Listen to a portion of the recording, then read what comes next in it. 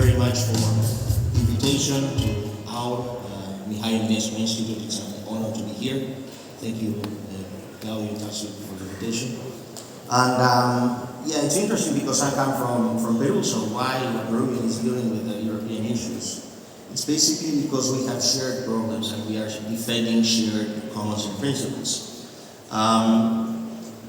Of course, there's a political, let's say, perspective in all this analysis, an economic perspective, but I will deal with something that is quite different and is as equally important, which is the anthropological dimension of this fight that we have. We are talking about a cultural battle, political battle, but at the end, what we are dealing with really, it's an anthropological war. It's the redefinition and the reconfiguration of human nature, and by extension of the human condition or the way we live as human beings, and also our human institutions.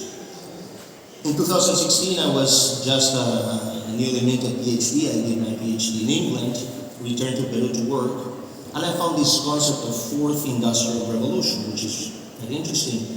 I won't go into the details, but basically what struck me was that this was an openly public policy dealing with the change of human nature. What is human nature? Let's define some basic concepts.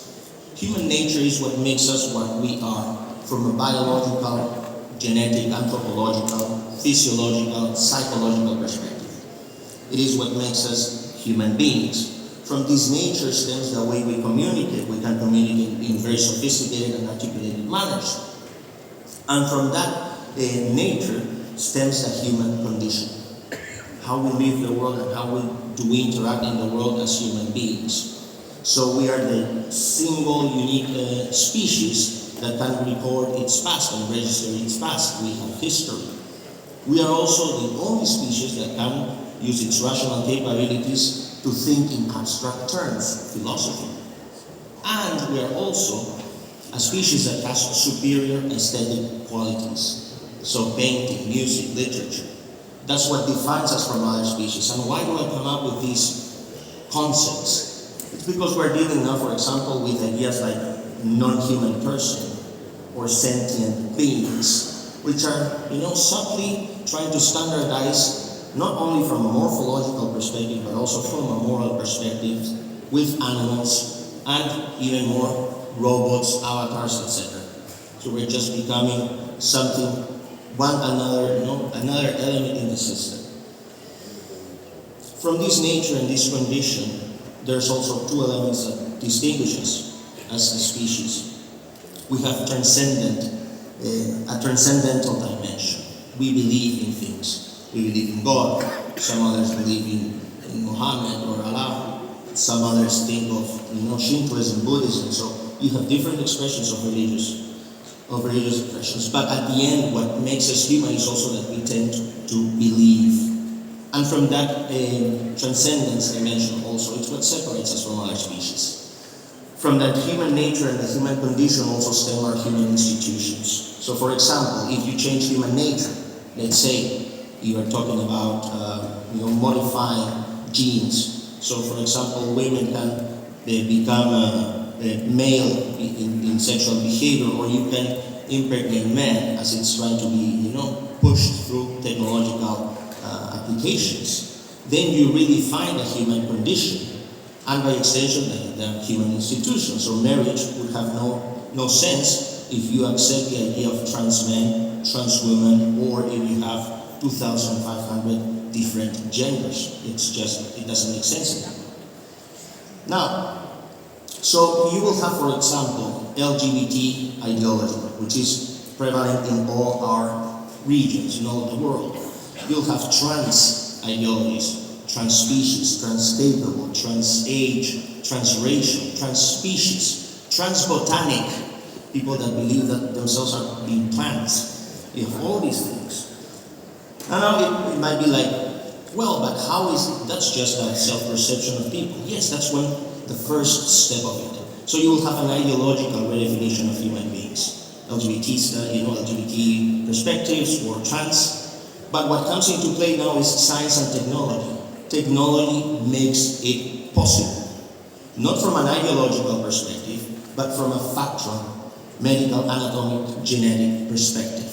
So the first recommendation I would give to my European friends, especially those ones involved in politics, academia, and in general, in public life, equip your teams with experts on ethics and technology.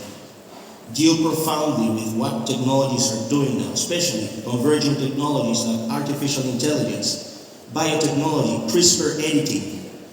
You might find this is science fiction, but the world is running very, very fast and you are not aware of what's going on. So for instance, you might find out that now, from a human female adult, you can obtain stem cells, and from those stem cells in a lab, you can derivate sperm.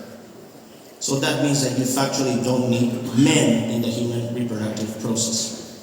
So that's where you will think of new masculinities, toxic masculinities, and these open attempts to effeminate men, especially kids in schools. Gender ideology does that. So it's not diversity, inclusion, and equality, it is the effemination of your children at school. Now, this of course will have different purposes. The first one, well known, which is depopulation.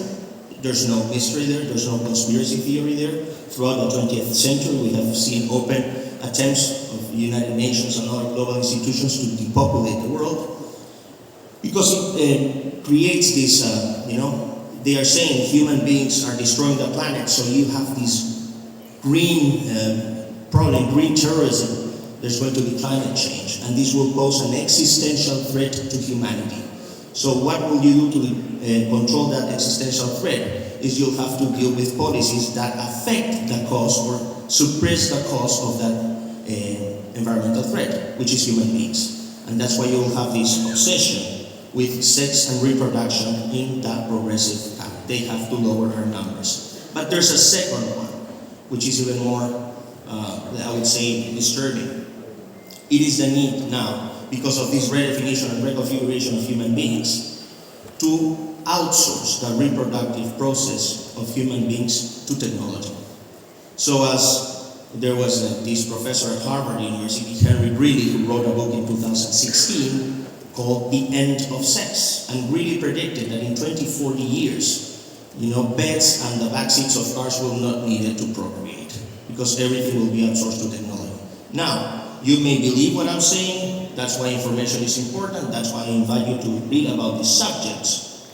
But at the bottom line, at the end, I would stick with this phrase. Technology is wonderful. I'm not a technophobic. I think it has wonderful applications. But technology always has to serve the human being, not the human being to technological progress. Thank you so much.